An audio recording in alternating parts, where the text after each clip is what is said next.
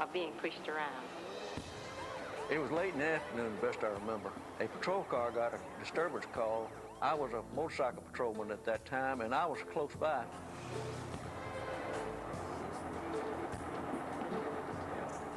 The bus driver had told me that there was a black lady who refused to give up her seat.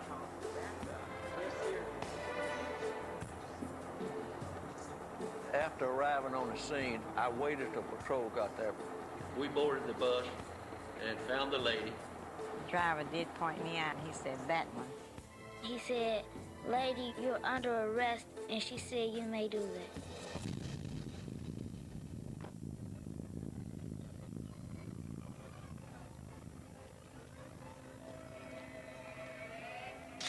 When they took her to the police station, Mrs. Rosa Parks said, "May I have a drink of water?" And they said, "No, whites only."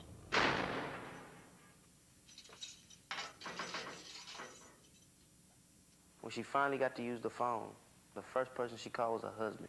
First thing that came out of his mouth was, "Did they beat you?"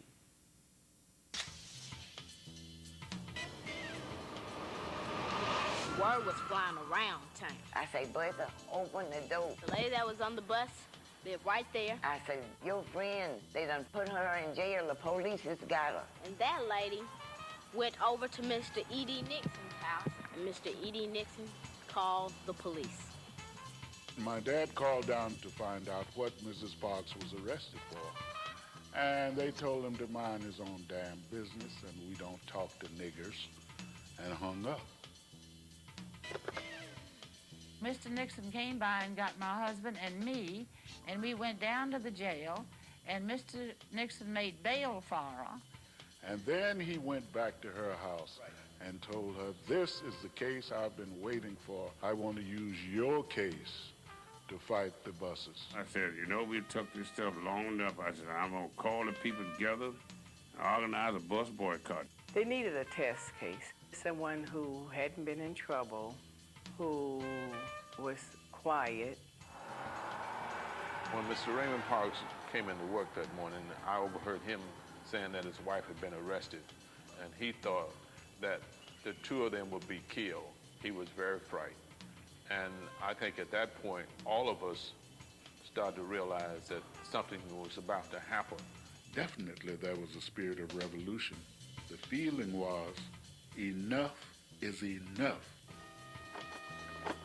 That night, Joanne Robinson snuck back into her office in secret. I didn't go to bed that night. I cut those stencils. I ran off 35,000 copies. The word got out like wildfire. I said, "Miss Parks has been arrested. Stay off the buses."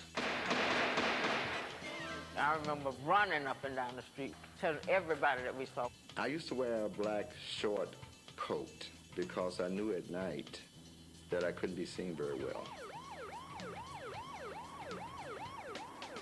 And then all the time, the police would harass us, and I would always get away. Come to the meeting Monday night, and we'll give you further instructions. Those kids were out all night, like Paul Revere starting the revolution. It was into the morning.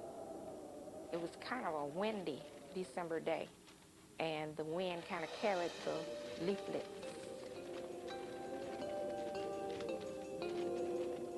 This church had a white pastor, but the unique thing about it was an all-black congregation. I'm Reverend Robert Gratz. I'm the pastor of the Trinity Lutheran Church here in Montgomery. On Sunday, the 4th of December, 1955, I told the members of the congregation that they should stay off of the buses that next day. At the beginning, we thought it was just going to be a one-day boycott. All the ministers got up in their pulpits and started telling people, now is the time. Tomorrow is the day. I couldn't sleep. I don't know if I got a wink of sleep that night.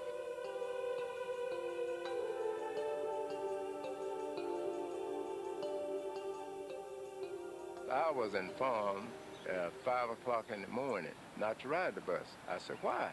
He said, "Just don't ride the bus." Stay off the bus. Stay off the bus. Do not ride the bus. The bus driver asked, "Well, aren't you going to get on?" And they said no. That Monday morning, I stood at the corner from 7 until 9 to see if any black people was going to be on the bus, and it was not. Boom, boom, boom, boom. I would literally applaud. They would say, no riders today. No riders today. No riders today. No riders today.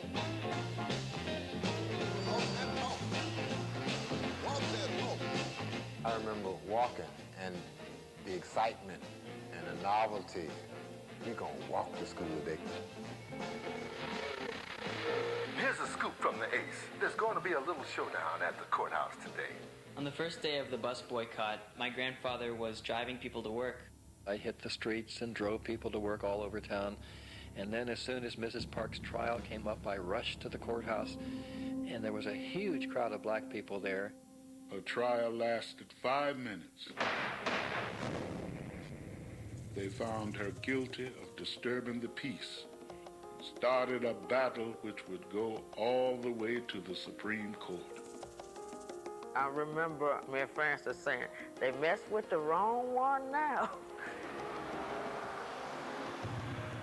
We knew that was something big happening, but we didn't know what.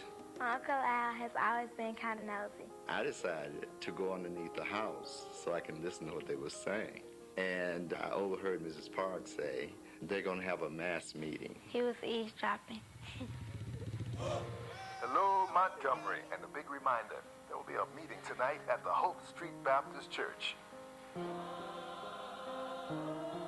People started gathering early in the day. People just came out of nowhere. They filled up the church. They filled up the grounds around the church. They had to block off the neighborhood.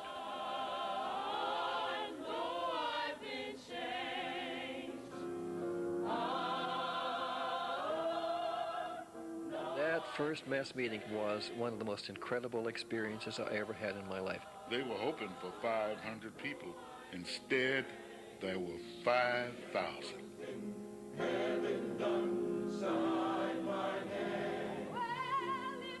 When Mrs. Parks was introduced, it was almost pandemonium.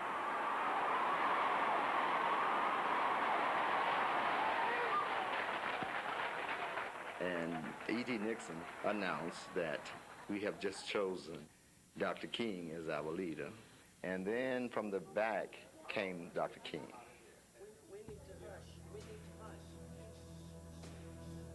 Martin Luther King was really the new kid in town. He was a young preacher with a brand new baby and a pretty wife. And when he opened his mouth to begin to speak, it was unbelievable.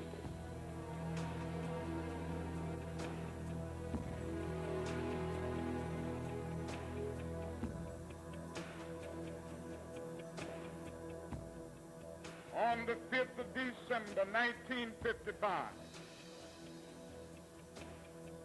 fine, dignified, disciplined, courageous seamstress from this community was sitting down on a bus. Sister Rosa Parks, with dignity and discipline, said in substance that the cup of endurance has run over. I can take it no longer. Martin Luther, back in the 16th century, who said, here I stand and I can do none other, so help me God. It was Rosa Parks who on the 1st of December said, here I sit and I can do none other, so help me God. I had never even heard of Dr. King until that night. And I never got emotional in the church before in my life until that night. And I screamed out to the top of my voice, Lord, you have sent us a leader. Are you ready for the question? Now, the main question at the meeting was whether we should continue with the boycott.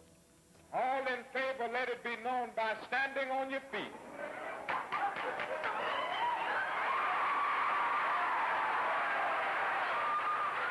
But I know she was happy. Said, well, hey, maybe this is going to work. I got some backup. Looking good, Montgomery.